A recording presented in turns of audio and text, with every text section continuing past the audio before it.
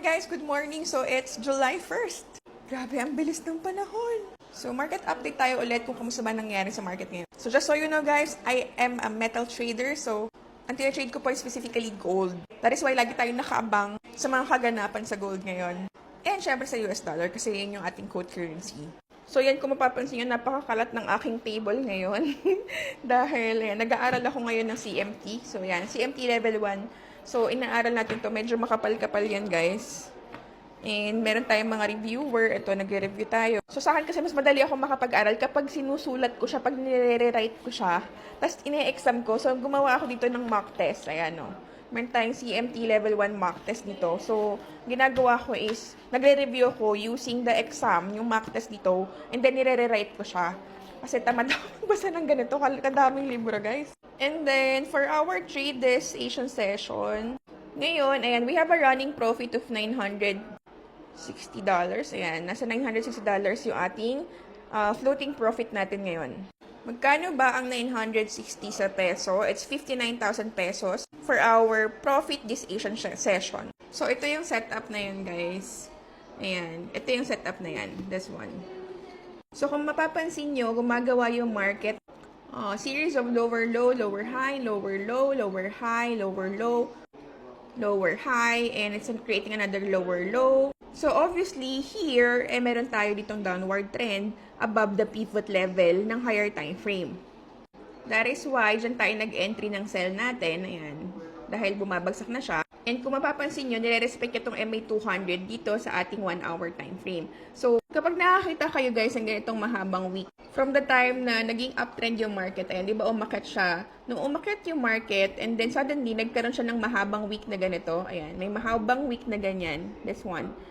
Kapag yung wick is mahaba, this is already an indication na nanghihina na yung mga buyers. So, meron tendency na babagsak na siya. And then, kung mapapansin nyo, yung next candle is already bearish na. So, yun, kaya nang tuloy-tuloy na rin siya ng pagbagsak dyan. Kaya yung naging entry na rin natin dyan is nag-sell tayo, diba? And kung dito naman tayo magbe-base sa ating cellphone, sa mobile, kasi by the way guys, mobile trader kasi ako. Gusto ko sa mobile ako nag-a-analyze.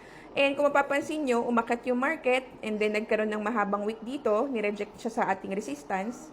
Kasi this is our resistance. We have Bollinger Band. Ito, I consider this as resistance 1, resistance 2. Itong line na to, resistance 1, R1. Itong line na to, resistance 2, R2. So, ngayon, nung umakyat yung market dito sa resistance 1, and then umakyat sa resistance 2, na nagkaroon na ng rejection, may mahabang wick, this is already an indication na babagsak na siya. Plus, our hour confluence dito sa ating stochastic, kaya mapapansin nyo may stochastic tayo, di ba?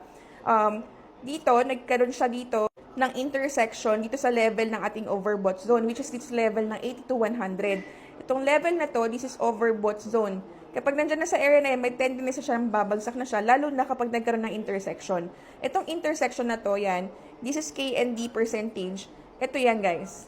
Nung nireject niya yan, nagka-intersect dito, both confirmation yan, guys. Itong candlestick na to is already a confirmation. Itong intersection na to is already a confirmation. After this confirmation na magbabagsak na siya, bumagsak na nga siya, guys. That is why, yun yung naging entry natin, kaya tayo nakapag-sell dito. So, bakit coach, ba't tayo dyan nag-sell? Bakit dito na tayo nag-sell sa gitna? Hindi tayo nag-sell dito. Kasi guys, we always have to remember na bago tayo mag-entry, kailangan lagi may confirmation yan ng candlestick. So, yes, confirmation nga ito, itong mahabang wick na to, and itong ating intersection na to, but it's important na makita natin na yung market will also break at itong ating middle band. So, itong middle band na to is an assurance for me na possible nang bumagsak tuloy-tuloy yung market. And kung mapapansin nyo, dyan tayo nag-entry dito sa middle band. Ayan. That is why na-capture natin yung profit dito. And right now, we have a total of 323 pips na profit dito. This is floating profit. Ngayon, kung mapapansin nyo, bumagsak na siya dito sa ating support. Ang support natin is this one, itong line na to. This is my S1 and this is my S2. Support 1, support 2. So, itong support 1, support 2, yan yung indication natin na kapag nag-bounce na yung market dito, potentially, baka umakyat na yung market. So, ngayon, kung mapapansin nyo, pag bounce nung market or nung bearish candlestick dito sa ating support 2, nagkaroon na ng mga indecisive candlesticks. Ayan o, nagkaroon na ng mga indecisive candlesticks dito.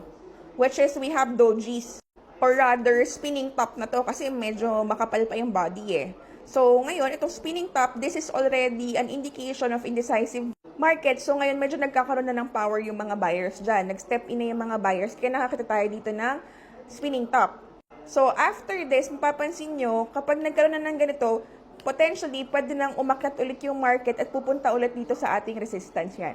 Kasi yung market right now is nagko-consolidate siya. Ibig sabihin, ranging siya. So, ngayon, mapapansin nyo, bumagsak na siya.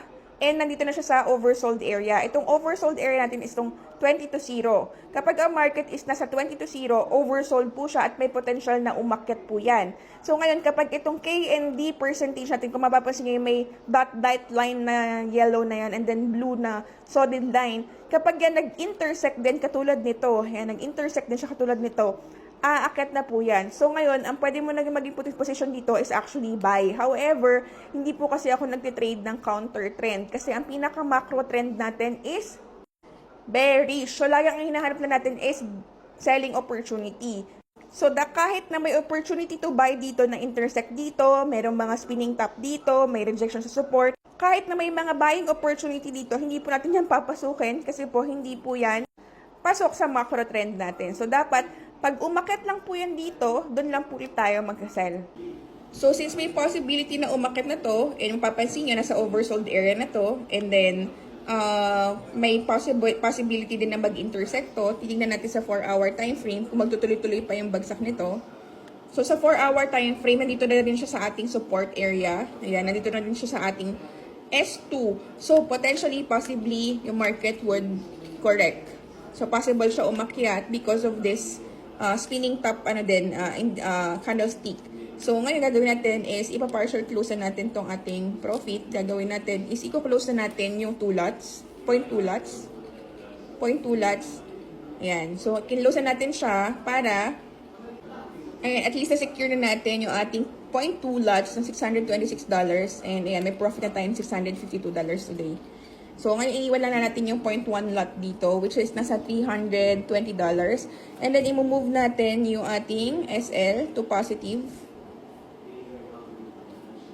Para at least secured na siya. If ever man umakyat yan, okay lang. Di ba? So, that's for our technical analysis. So, next naman, isisilipin natin yung fundamentals which is yung news kung kamusta ba yung nangyayari ngayon sa ating global market. So, ngayong July 1, actually, same pa rin naman ng news to from yesterday.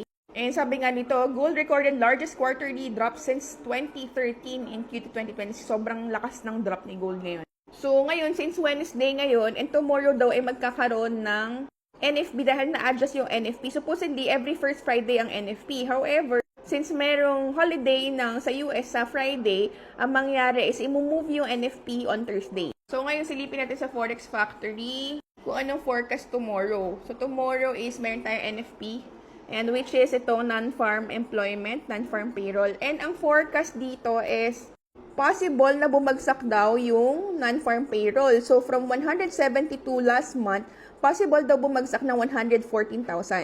Yung unemployment rate would still be the same as well as the average hourly earnings. So, sa NFP lang talaga may major na forecast. So, if they have a forecast na possible bumagsak ang NFP, this is against US dollar. This is not favorable for US dollar. And therefore, possible na magkaroon ng short-term drop kay US dollar. And because of this, aakyat naman si gold ng onte.